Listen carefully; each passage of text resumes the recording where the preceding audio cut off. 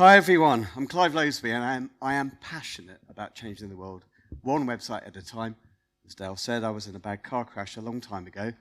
It left us all with life-changing injuries, and that's why accessibility and website accessibility has become my passion. The accident also left me with a very bad memory, so please forgive me for keep looking at my notes.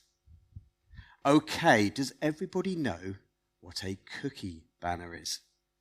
Those annoying banners that pop up on a website asking for consent to put cookies into your browser. It may say something like, this website uses cookies to give you the best online experience. Follow this link to confirm that you consent to this. Does everyone know what I'm talking about? Good. Right, now I want you to imagine a different kind of browser. This one says the following. This website is designed for white people only. Follow this link to confirm that you are white. Or, this website is for men only. Follow this link to confirm that you are a man. Or, this website is for straight people only. Follow this link to confirm that you are straight. Or even, this website is for people who have hair. Follow this link to confirm you have hair. Okay. These don't happen in the real world, but what I do need to tell you about is another banner that does exist on over 97% of the world's websites. This website is for people who are not disabled. Follow this link to confirm that you are not disabled. This may not be as apparent as a cookie banner. Believe me, this banner exists. 97.4% of 1 million website homepages tested last year had detectable accessibility failures. So, how many disabled people are there in the world? Next slide, please. Thank you. In 2010, the World Health Organization estimated that 1 billion people on the planet live with some form of disability, with over 110 million having highly significant difficulties in functioning. We are talking about a lot of people. They also would like to use the web as much as you or I do. They also want to become your customers and spend money with you, if you make it possible for them to do so. The title of this talk is a direct quote from somebody I met last year. She works in health, safety, employee well-being, and has done for 20 years, so she has a real understanding of inclusivity. Lovely, caring person, but she just could not understand how blind people could use the internet because they couldn't see the screen. I explained to her what a screen reader was, and she got it. A screen reader, by the way, is a piece of software that reads out the content of a website using a computerized voice. If you're blind, you can't use a mouse because you can't see where to put it. So you will use your keyboard instead in conjunction with the screen reader. It's not that easy to do, but cookie banners make life so much worse. And in some cases, they actually prevent blind people from accessing the website beyond it. We are in the year 2022. The first set of guidelines for websites to help ensure that they met the needs of disabled people were released quite recently, actually. In 1999, a mere 23 years ago. Yep, I'm not joking. All the information has been available to everyone since then. It is also a legal requirement in most countries, but above everything else, it helps every business and every organization become more inclusive. And yet, 97% of websites contained detectable accessibility failures last year. Think of a website as a building, it becomes even more obvious. After all, websites are physical buildings. They're your window on the world, aren't they? Legislation for access to physical buildings has always made allowances for very old buildings where it's simply not possible to make them fully accessible for people with disabilities. We all understand that. So actually, I think it's perfectly fair that you shouldn't expect a website over 23 years old to cater for disabled people either.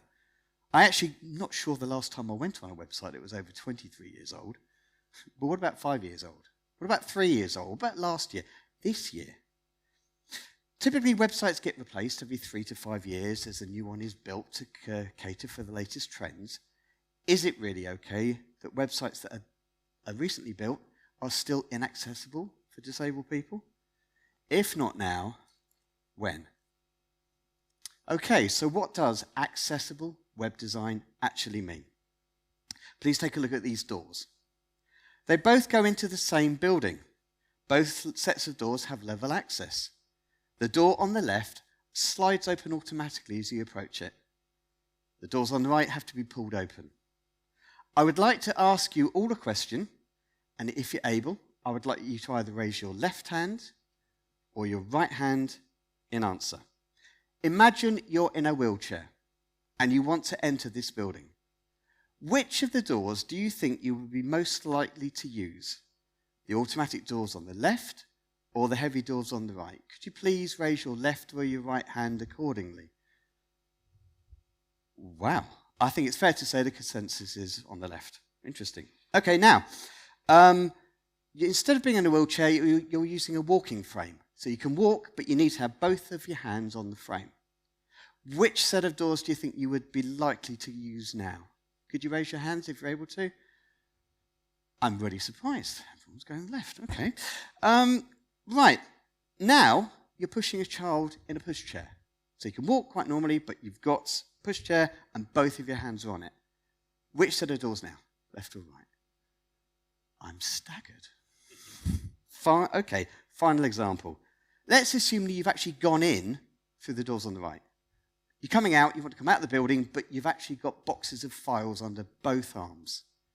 Which set of doors would you go then? Yeah. I'm really staggered. In pretty much every example, pretty much everybody raised your left hand. Why was this? After all, you're free to choose which door to use in each time. Why would so many people go for an automatic door? Maybe because it's easier. Nobody's forcing you to use it. It's there as an alternative to the other doors. Accessible web design is exactly the same, offering people with different needs alternative ways of using a website to get the same information. Most countries around the world have anti-discrimination laws, and websites fall under these laws. However, for me, it's not about complying with the law. It is about becoming more inclusive, more welcoming to everyone, regardless of their ability or their disability. Disabled people have money to spend on your goods and services, and if they can't spend it with you, they'll go and spend it with somebody else. So, what should you do with regard to your own website? Well, you need to have two things. You need to have an audit of your website, and then you need to put an accessibility statement on your website. I'll explain what I mean in this photograph. This hotel, it's a beautiful building. There's downstairs seating, there's upstairs seating. There's beautiful staircases everywhere, but unfortunately, there isn't a lift. The restaurant itself is run by an outside catering company. It's not their fault there's no lift. It's not their building, they're just renting the space.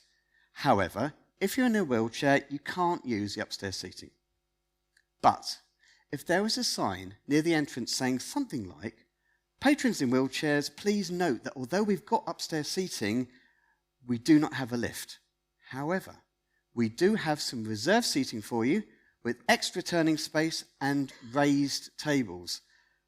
Think about raised tables. If you've ever been in a wheelchair and you try to go into a restaurant anywhere, you can't quite get under the table. Easily fixed, just put them on some small wooden blocks. Anyway, if you just put up that sign, is somebody in a wheelchair who reads that sign, are they going to feel more or less included? The cost of doing this is almost nothing, but the effect is huge. It's not the catering company's fault there's no lift. They've just gone out of their way to offer an alternative, despite the limitations of the hotel. In other words, the catering company themselves have become more welcoming, inclusive, and accessible. So the first part of this story, where I explain the restaurant has upstairs seating, but no lift, that could be seen as an audit. We've realised there's no lift to the upstairs seating, so disabled people in wheelchairs cannot use it. But the sign at the entrance telling everyone that there is accessible seating downstairs as an alternative is like their accessibility statement. We've discovered that wheelchair users cannot use the upstairs seating. This is what we've done instead. So, how does all this apply to a website? Well, As far as the audit goes, you can either pay somebody or you can do it yourself. And the same goes for an accessibility statement. Sadly, I don't have time to go into the details, but I do want to say one thing. Make your accessibility statement real. What do I mean by this? Simple. I see website after website with an accessibility statement that begins with a slightly pompous tone, and it says something like, "We fully care about people with disabilities. We want to ensure that everyone's able to fully utilize our website. It meets the following standards, blah, blah, blah." I don't actually really care what you say. If somebody can't use your website, they can't use your website. I've got an idea. Why not instead use this as a wonderful opportunity to reach out to disabled people?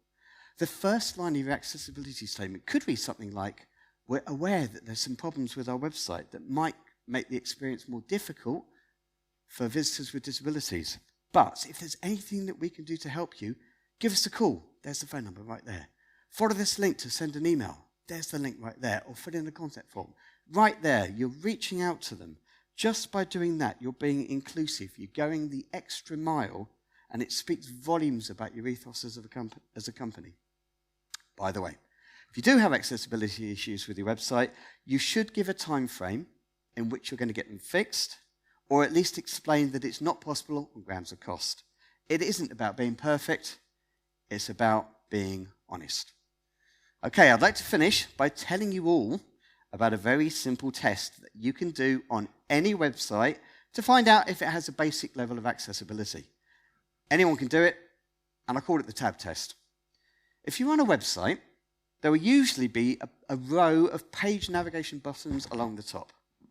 As you move your mouse over them, they will light up in turn, and any subpages will appear as a kind of drop down, and they may also light up as you move the mouse over. In other words, just by moving your mouse, you can go to pretty much any page on the website with a single click. Do we all understand that? Brilliant. If you're blind, as I've said, you can't use a mouse. Instead, you use a screen reader and a keyboard. If a website has got a basic level of accessibility, you should be able to select every page and subpage by repeatedly pressing the tab key. Not only that, each one should light up in turn, just as if you were using a mouse. Not everyone who is visually impaired is completely blind. In fact, most of them have some form of limited vision instead.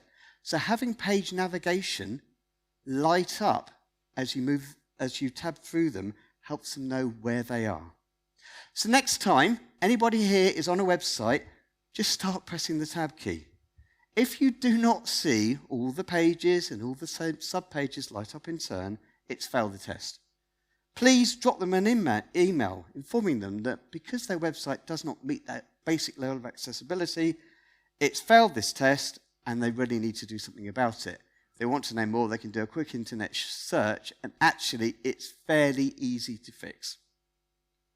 If you guys joined with me in doing this one simple thing, we all will truly be changing the world one website at a time.